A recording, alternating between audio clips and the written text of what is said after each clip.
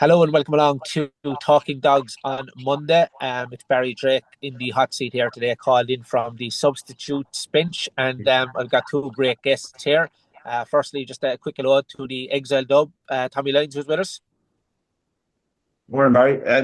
Yet another busy weekend, Barry. Three big competitions to kind of focus on, and a couple of extras along the way as well. Yeah, a lot to get through, and we'd say hello to Declan O'Donoghue as well, who we've been watching over the last couple of days. A great piece there, really unfortunate. Hello to you, Declan. Thanks, Barry. Yeah, I'm fine. We great racing in Shelbourne the weekend. Top class stuff. Yeah, we sure did. Let's get straight into the racing action, and we're going to start with the Time Greyhound Nutrition Juvenile Derby, of course. Two spectacular semi-finals on Friday night.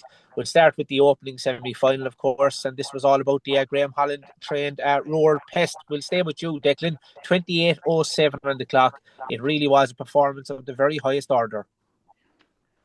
It was. You know, the way when everyone else disagrees with you, you start to wonder about yourself. I could not understand the betting for this race. I know we've got this market now, but I mean, Rural Pest was by far the best in the previous round. In every on the clock, on the sections, most experienced dog in the race. Graham Holland, what's not to like? And he was 7-2.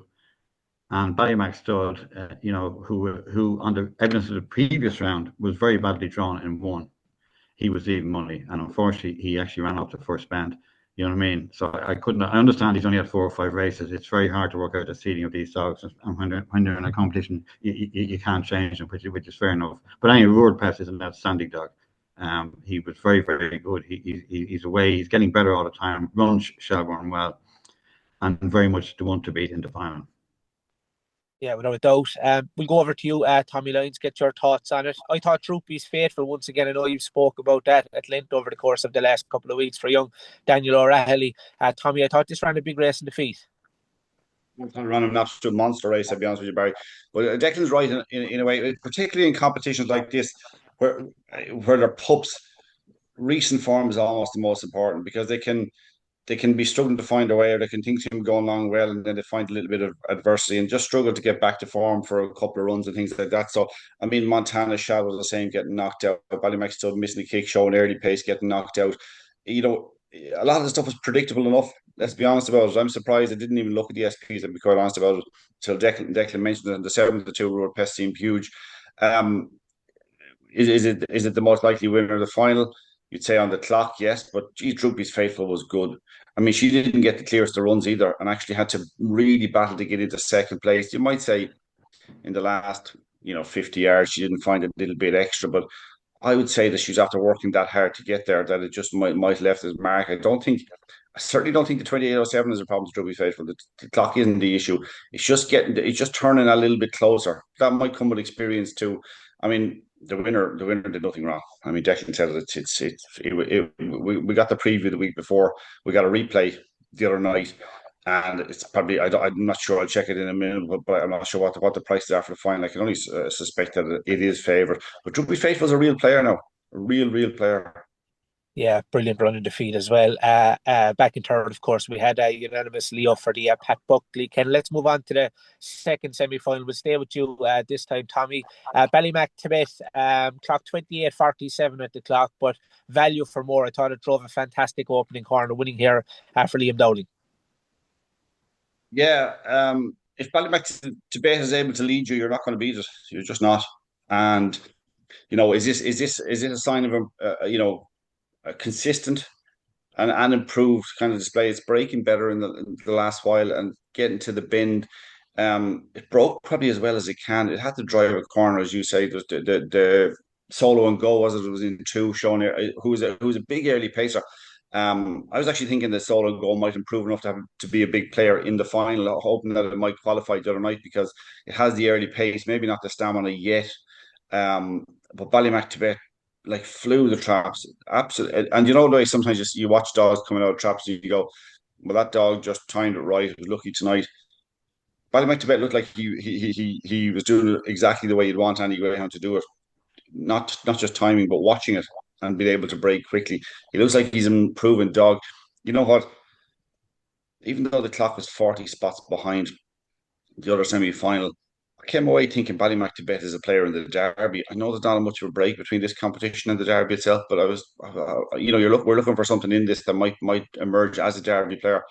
I came away thinking maybe Ballymac to bet could. Yeah, interesting stuff. We'll move over to you, Declan, to get your thoughts and a quick or a word on the runner-up as well, who certainly went into plenty of notebooks. Give us your thoughts on that. The runner-up, of course, was Get Up the Boy. So over to you, Declan. Yeah, to go back to the first semi, as Thomas, I mean, I would say if you could own any of these six dogs, and you'd love to own any of them. They're all outstanding, and Rural Pest is favoured for a reason.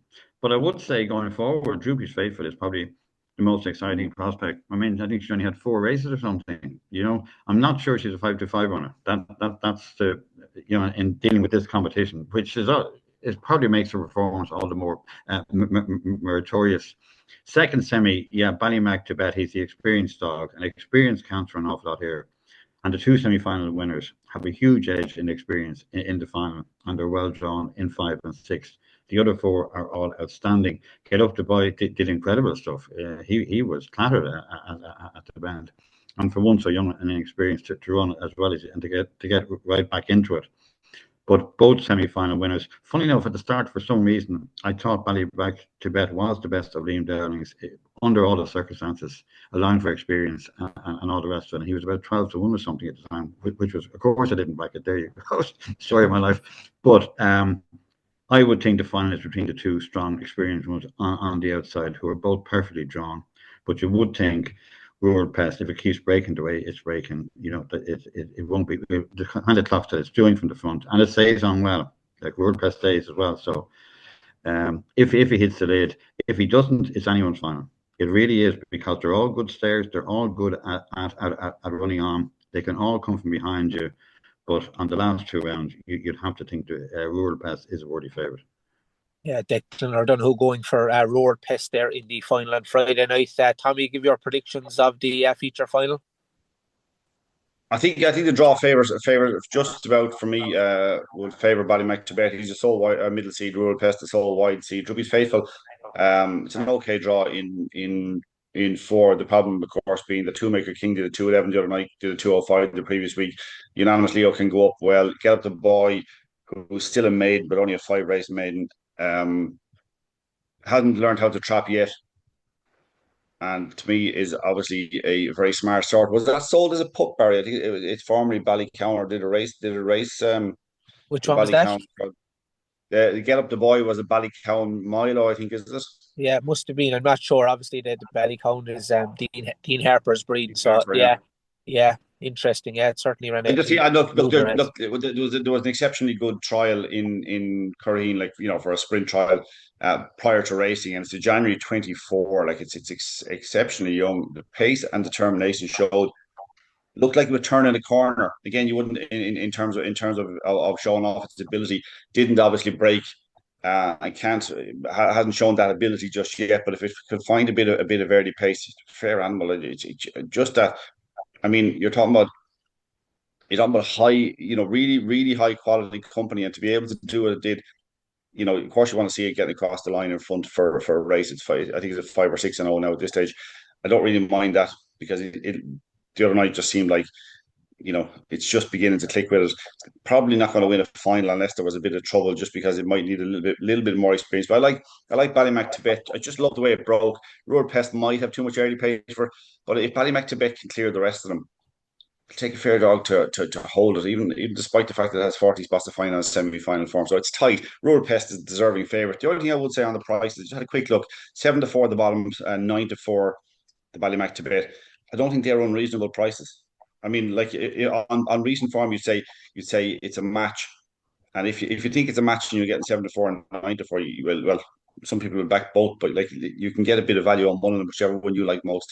I slightly favour Ballymac to bet, but I can understand. I would actually think, even though I say that, and this will contradict myself, Rural Pest should be even shorter, I think.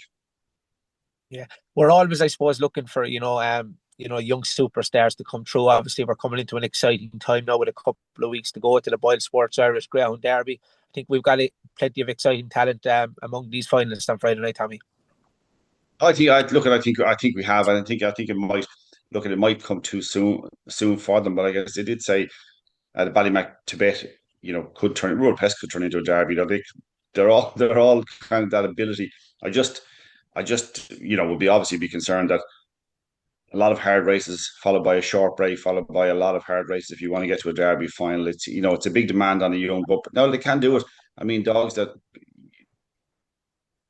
win a derby in recent years have done it by having 4, 5, 6 runs prior to running the derby and develop through it. But maybe it just hasn't been all as much in a rush as this is. Yeah. That's my only concern.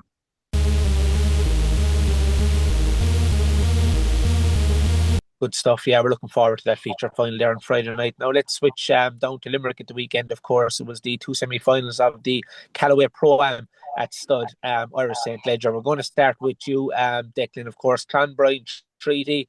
It's just going so well for him, and I suppose brilliant thinking, of course, from Graham Holland and the Murphy family to bring him out of retirement, and they've been rewarded with another final here now at the weekend. 29.68 on the clock, not the quickest of starters, but showed massive early pace to take up the running early and went on to win in style. He did, and he didn't look well drawn in 4. Excuse me, if you know what I mean. Now he's a brilliant dog, and you'd love to see him in a trainer would be just incredible. And well done to Connections for having the right cut at it. But he did get up from trap 4. He did get there. I'm probably judging him on his Shelbourne wasn't his best track anyway, although he did win one big pot here brilliantly. But in Shelbourne he had to have 6. He really had to have any chance. He has the experience. He loves the track. He's a lot going for him. He's come in with a bit of freshness. Yeah, he's a big chance. But you will have to say the other semi-final winner will start favourite, I would think. Yeah, Hello Diego, of course. He was quickest on the clock there at the weekend, of course, and he produced a great start there to win for Paul Hennessy. You were impressed by that? It was some weekend for Paul, wasn't it? I mean, he had that. He did Sprint Cup. He's 3 finalists going through in the maiden derby. So things are buzzing for him. I was very impressed with him. Yeah, he's a superb dog. Hello Diego. Anyway, and he's getting better. He's getting better all the time. And you're talking about derby dogs. He is very much in the picture, purely, and he runs Shelbourne well. So he is definitely. But he's a big chance on Saturday first. But Clonbrine Treaty knows his way around there, and if he goes up to the bend alongside him, then we're going to have some race. You can't write off the other 4. Blast Off Effo is nicely drawn. Cagey Billy is good. Flight Club, Drumby Banner, they're all serious greyhounds. They're all in the final on merit. But the curious coincidence is with the Leger final and certainly with the Juvenile final. Excuse me, the 2 semi-final winners have a big edge. On experience and on just about everything, and it'd be surprised if the winner in both finals didn't come from last week's semi-final winners. Yeah, they'll certainly start as the market principles. Tommy Lyons, Clonbrine Treaty. I spoke with Timmy Holland down in Curraheen Park there a week or 2 ago, and he said, I suppose that the thinking behind it, bringing Clonbrine Treaty back, was he just wasn't that busy at Stud, and they thought it mightn't have been the strongest of ledgers this year. So great decision there, Tommy. Yeah, and it's a short ledger and there are 4 runs and that sort of stuff. I was extremely impressed with this. I think the Clonbrine Treaty of who won the last 2 ledgers might well have been knocked out last year or year before if he had missed as badly as that and had to work as hard as that in the semi-final, because he had been fading late. He's not fading at the moment. He's staying strongly to the line, even though he's doing 29.68. It's only 19 spots off Hello Diego. I personally would have Clonbrine Treaty favourite. Even missing the kick completely the other night, he's still doing a sectional equivalent of Hello Diego, which would obviously put him in front of him going down the back, and Hello Diego would be stronger. But I would say the experience of trap 4 again the other night, because he's in 4 in the final, will help Clonbrine Treaty.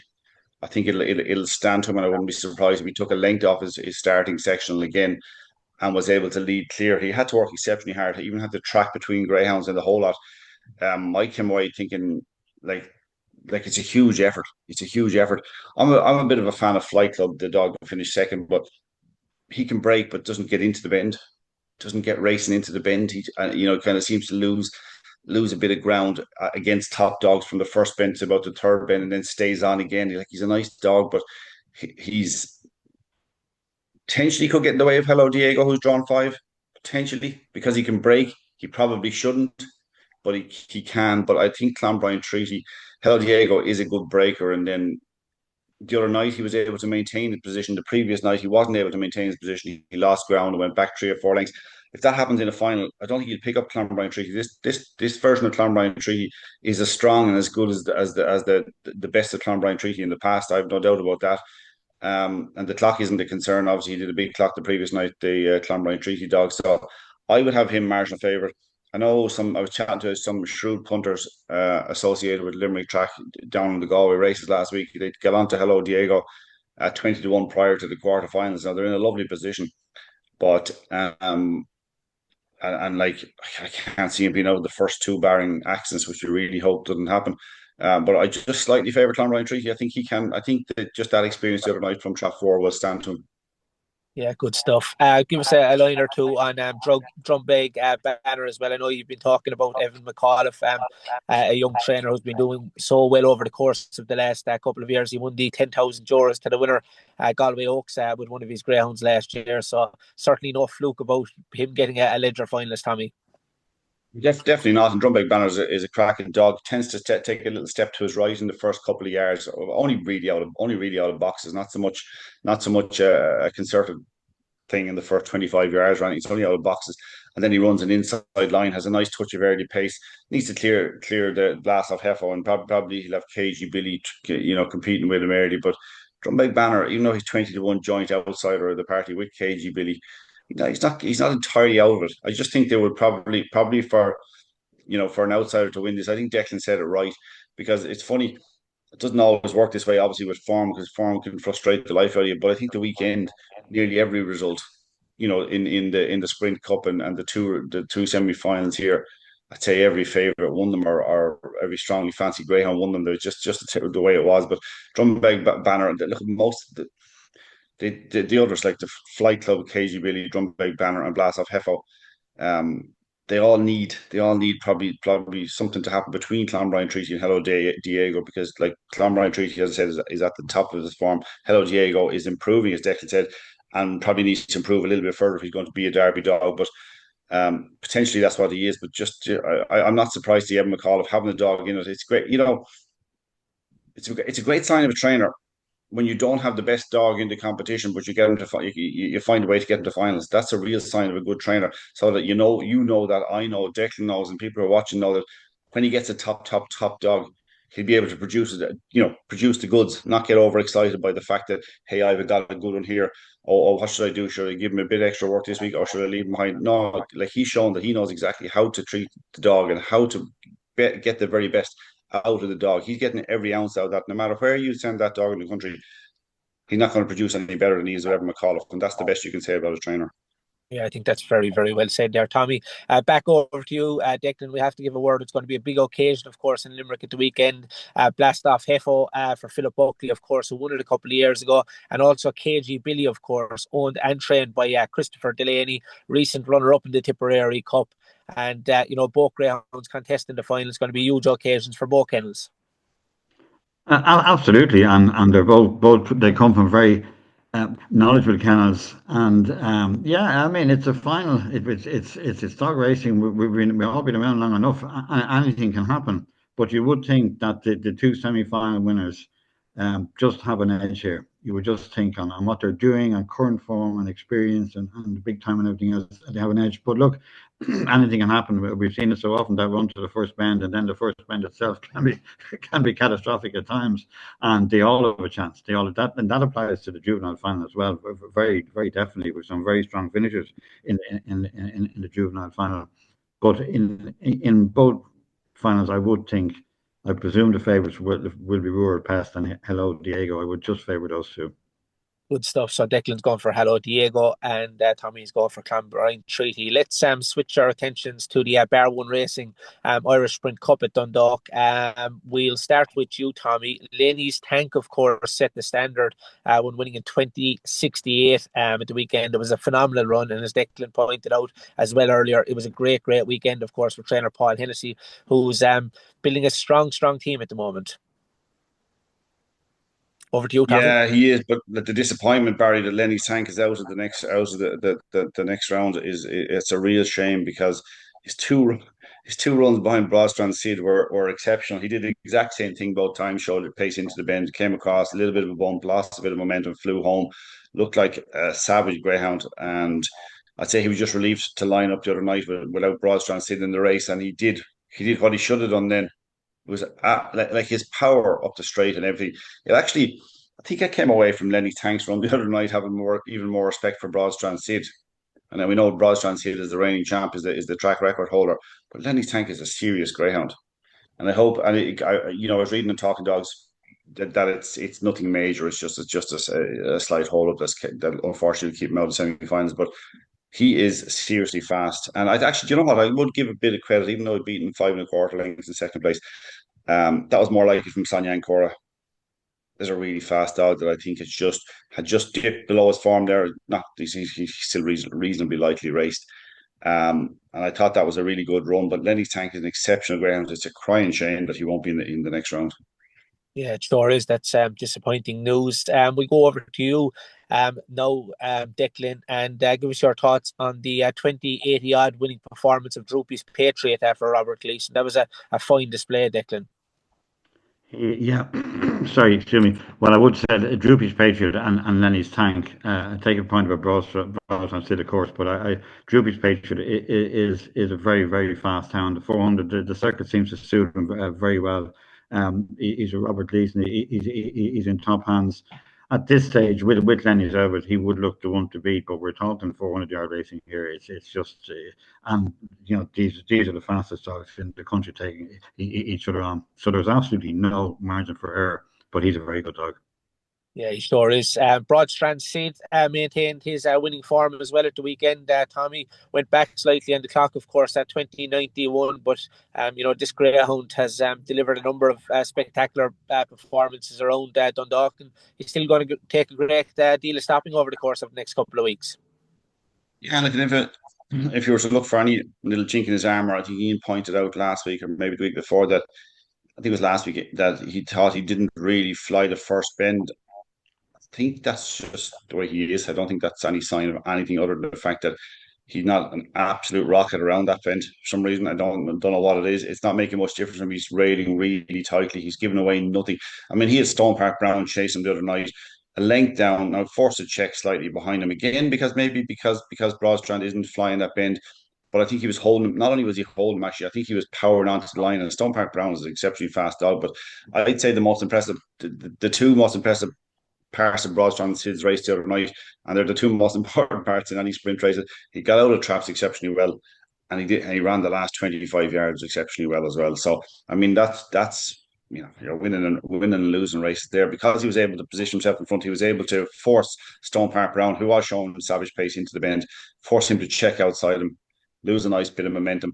I think had that not happened, it would have been a more exciting race, but we would have had the same result, just less between them. But I think Broadstrand Sid, he's 6-4 to win the competition. I don't have any problem with that. I'm not jumping up and down wanting to back him at 6-4, but I don't think you could have him any bigger. He's back to where he was last year, and even though 2091 was the clock the other night and was back on what he had produced the previous week, he was challenged harder by Lenny's Tank, and Lenny's Tank would have been somewhat in his eye line and might have forced him on a little bit, but I think he's going to take a deal of beating. I mean, I think that Epic Ace was back in third. Stefan's Frost was in trap one, got a little bit of trouble, and Dear Sir, who had impressed me the previous week, couldn't get involved.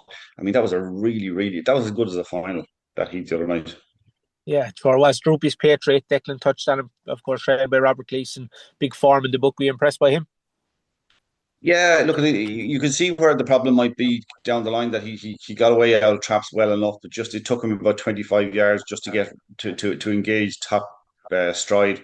The clock is good, 2088, but I just think those first few yards might force him to have to pull out extras if he's going to win it. Yeah, interesting stuff. The other winner, of course, Declan, was the Liam Dowling trained Ballymac Brandon, who stopped the clock in 2094. Well, well, we're talking about Paul Hennessy being busy, but how Liam and Shane Dowling keep tabs on all the dogs running everywhere, I simply have no idea. He is. It was a good performance. He's a solid dog, and he's improving.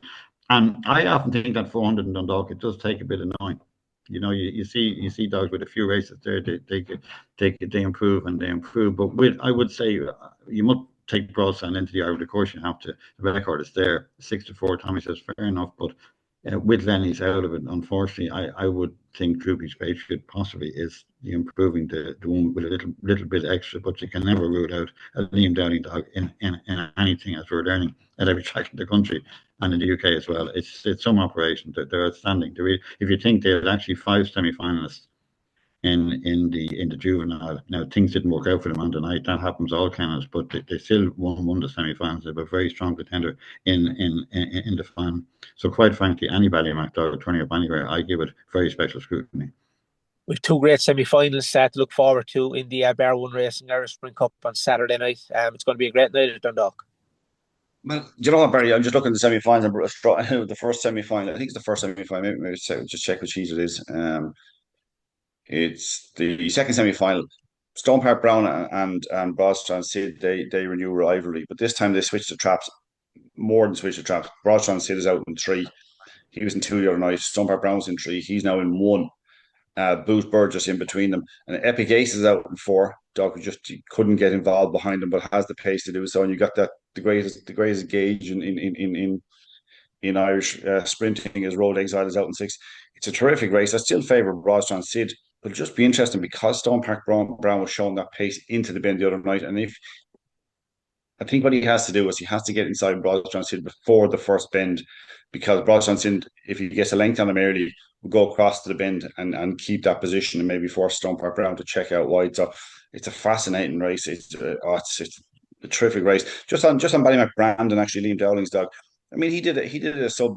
What did he do? He did 21:13, was it, on debut, on his racing debut, in against open class sprinters.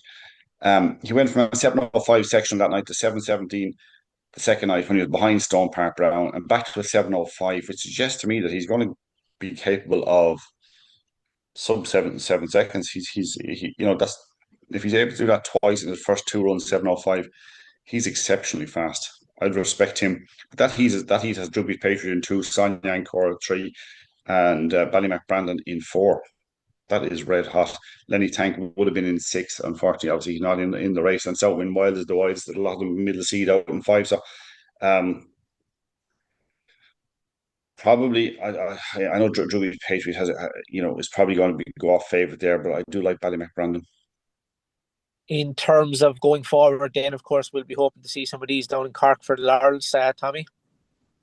Yeah, I've seen them in the Laurels and in the Derby. I think that we've shown. I'm not sure. I'm not sure which of them I would take out as a Derby dog, but I do think this competition, and I've laboured the point a little bit in the last few weeks.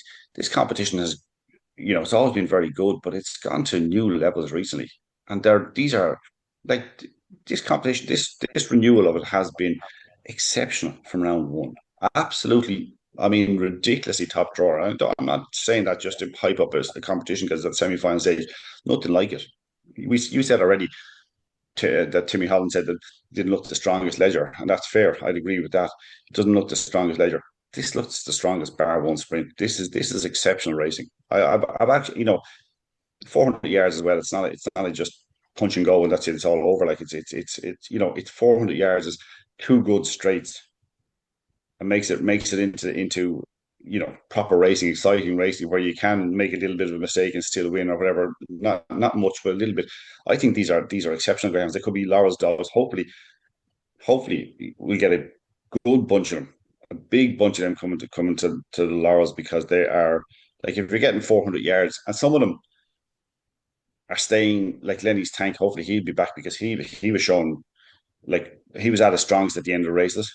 I think Broadstrand Sid is obviously strong, very strong at the end of his 400-yard races. There's a good few of them like that. I'd love to see a load of them.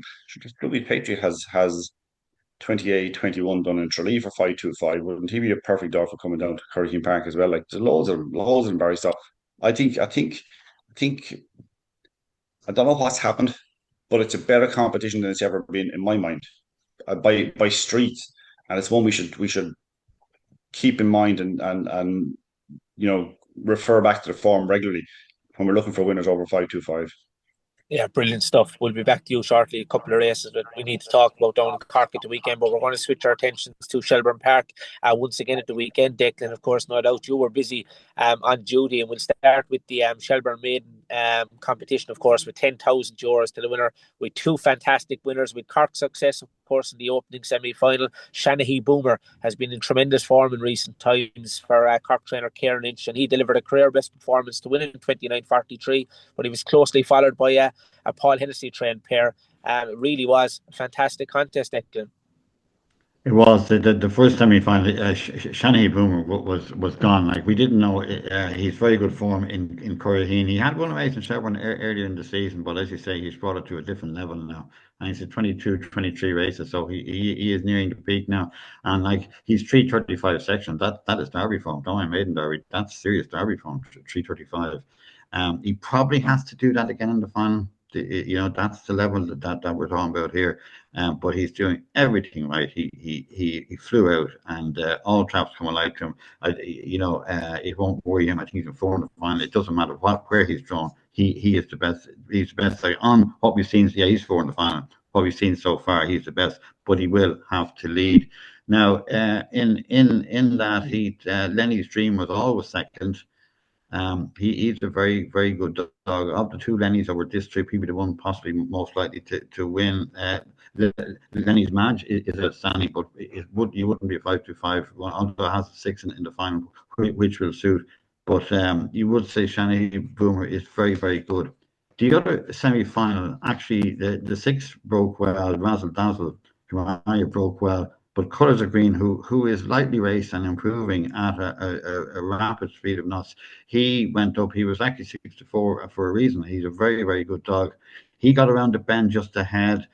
Razzle Dazzle met trouble at the third bend and went out of it. So Colours of Green went through. Highview Plan finished from nowhere, and Bold Tokyo, they came out, has a good draw in the final round in Tokyo. But Shanahy Boomer has been the outstanding dog of the competition and deserves to win it. And if he hits the lid on Saturday, he will. If he doesn't, he won't, because Paul's 3 dogs are improving all the time. Colours of Green is a big danger from 5, and Lenny's Dream from 2. They would probably be the only 2 that could beat him. But if he doesn't hit the lid, one of them probably will.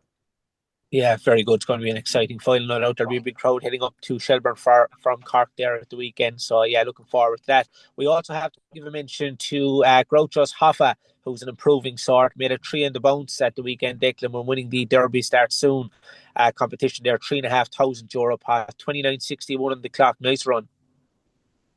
Very nice. Dave Burke is having a fantastic run at the minute, and he won the final for the same connections the night before as well. But this Groucho's Hoffa was very good. He was in charge all the way. Although he only won a length in the end, but you knew from early he was going to do it. He is improving. Lightly raced, a very good dog, but Dave certainly has his string in top form at the moment. The dog does want the outside, but generally white sees get the box they want, and he's one to watch going forward, definitely. Yeah, for sure. Of course, bred down in Cork there by Jason Lehan, who's breeding some nice sorts, of course. And as you said, a good run in defeat then as well by Harlequin Paul for Scott Phelan, of course, who's another man that's making a name for himself in recent times. Absolutely, yeah. He ran a cracker. He ran a cracker, and they had a winner later on the night, and he collected some very, very notable scalps. That was a very, very good performance. He was away well from 1. He's only had 10 races, but he's been all over the place. But I know he's good form in Newbridge. I heard a lot of words about him from Newbridge, and he certainly ran a cracker there on Saturday night. And Scott is building up a very good team, absolutely. Yeah, he sure is. That was 29.91, of course. Harlequin G up, of course. We had the Dave there from the Harlequin Syndicate, who was on the podcast with me recently, and he was talking this greyhound up before he ran his first race down in Kilkenny. So great to see him doing well. Of course, the other that was the Shelbourne Museum semi-finals, and Cheap Sandwiches, of course, who will be no doubt featuring prominently in the betting market for the upcoming Boyle Sports Irish Greyhound Derby. He went 4 spots quicker when winning in 29.87. Declan. It wasn't his greatest night.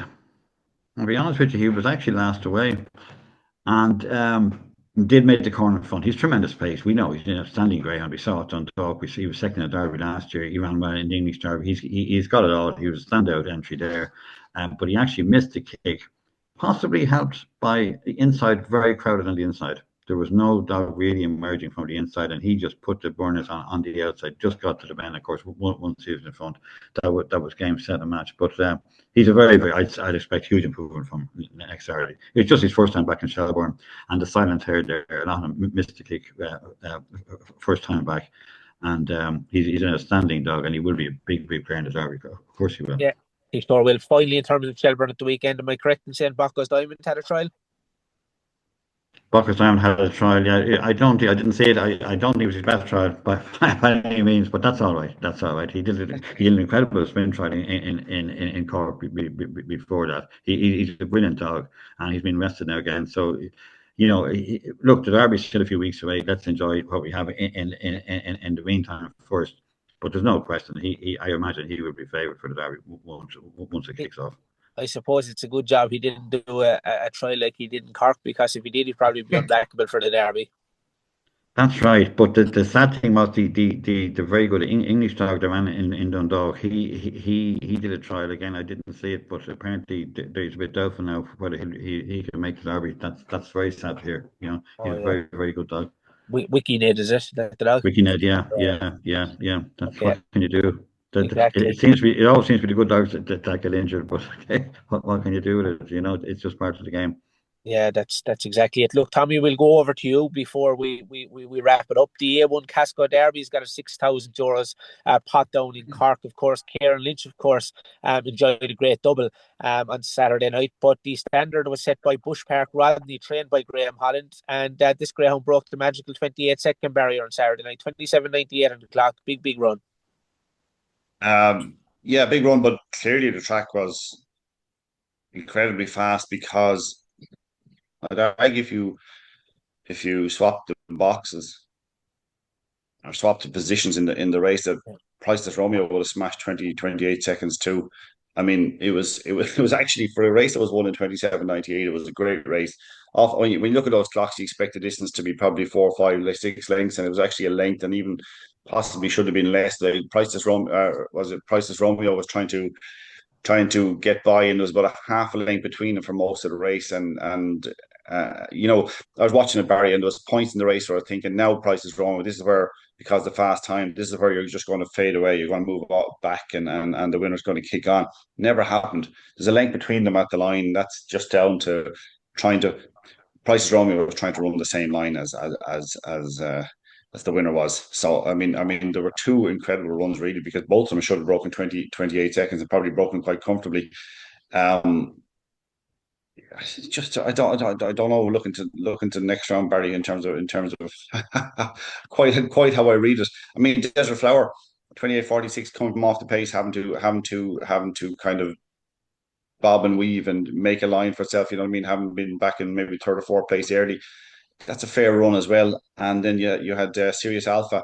I'm not sure what happened between Jim by 2 and Fahy Phantom. One of them seemed to clip the other, maybe down to the third bend. They were in second and third at the time. But Sirius Alpha, the 28.26, leading all the way. And I mean, I know it's an A1 stake, but it's still a very fast time, and doing 3:20 sectional. That's savage. I mean, it was, but then what tells me again, obviously, that the track was obviously very fast, very fast. Obviously, Silver Hill Freya winning is not a big surprise. Silver Hill Freya is a terrific bitch. She won the Cork Oaks. She did 28.04, but she only won by half a length from Lemon Orla. Now, Lemon Orla was an Irish Oaks finalist, so that was in the just an open 5-5, which closed the night. Half a length between them in 28.04. And Silver Hill Freya was coming back after a short break. Lemon Orla, we know what the story is of her. She seems to not fly to the bend. We know she can break, and she made up about 3 or 4 lengths to push it to half length in 28.04. So track is in good nick, but I still wouldn't take a lot away from the runs. It's shaping up well.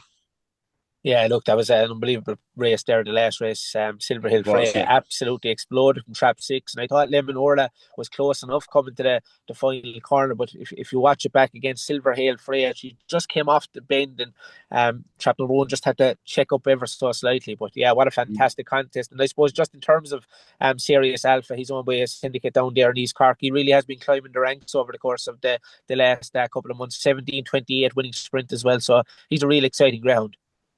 He is, and of course, when you see them sprinting like that, it's always a concern. You're going, are they sprinting there because he'd had a run over 5.25 and done 28.61, and you think, have they gone back sprinting? Is it because he's a brilliant breaker, or is it because he's not getting 5.25? So when he ran in the first round, I was kind of thinking, yeah, probably want to take him on. I think Fahy Phantom was in that race, actually, wasn't it? It was Fahy Phantom was favourite in that heat, the first round, and Serious Alpha missed the kick and flew home and got up to it in 28.63. So you're saying, well, pretty obvious when he does things right, it's going to be a massive improvement. He went from 3:37 to 3:20 in the sectionals, and it's reflected. The clock is what, 37 spots quicker because it was 17 spots quicker at the start. That makes perfect sense because you're avoiding trouble and you're avoiding having to go left, go right, go around dogs and whatever else. So it tallies. And I mean, he's only had 7 runs, so there's no reason he's not going to improve plenty more. I mean, he did clock 28.81 in trial before ever racing, 17.75 in the sprint trial, and then after a few races, the natural improvement. You see the trial going from 17.75 to 17.41. We know what Bacchus Diamond did, but he's in a different league than anything. So, Serious Alpha is a serious dog. Not to put too much of a pun involved, but he's a serious dog. Yeah, he sure is. Just obviously 2 great semi-finals to look forward to at the weekend. I'd imagine this Priceless Romeo will be popular in the market. He's drawn trap 1 in his respective heat. So yeah, as you said, he was a massive eye catcher last week. Yeah, yeah, massive eye catcher. I'd just be fascinated to see what he can do. Look, if you're going to say he's got to do quicker sections. He's beaten half length one night in Shelbourne Park in 28.66 off a 2:20 sectional, which is about the equivalent. 2:20 Shelbourne is about the equivalent of I would say 3:47 or 3:48, that type of run. It's okay, but it's not good at all. At 3:38 the other night, or 3:36 the other night, it was slightly better than his 3:39 the previous week. I probably want to be doing it in mid 3:30s because you've got dogs there that can break, handcrafted, and obviously Serious Alpha out in 5. I'd just be interested to see if Price Romeo can get a clear run, what he might do on the clock. He's only had 9 runs as well. Another one is entitled to prove Mark 23, but lightly raced. I'd have his run down the other night. Genuinely, I would have it run the other night as about a 27.85. That's what I would have because the way he was held up a lot of the way, his own fault. Dog in front of doing nothing wrong whatsoever. But I would think that'll be interesting to see if he can get the break, the bit of luck early in terms of getting space. He can smash 28 seconds. Yeah, brilliant stuff. Yeah, very much looking forward to that there at the weekend. Tommy, back over to you, Declan, before we finish up. As I said earlier, of course, it's a really exciting time for Greyhound fans all over the country. So much top-class racing on at the moment. It's actually hard to keep up with it all at times.